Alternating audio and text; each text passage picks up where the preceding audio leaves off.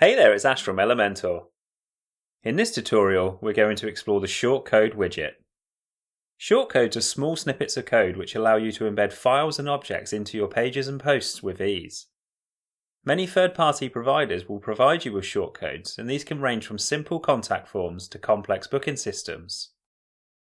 In our example, we're going to use a WooCommerce shortcode within a pop-up which will allow the user to check the status of their order. Let's open up our pop-up and drop in the Shortcode widget. By using the Shortcode widget, you will ensure you are able to view the contents of the shortcode within the Elementor editor. Dropping shortcodes into other widgets, like the text editor, will not always guarantee you can see the content within the editor.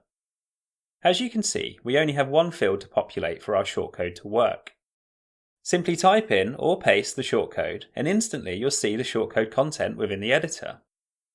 Whilst there is no Style tab for the Shortcode widget, we do have all of the advanced options like margin, padding, motion effects, and more. Let's make some quick adjustments to our pop-up and then preview this on the live website. Now let's test to see if it works.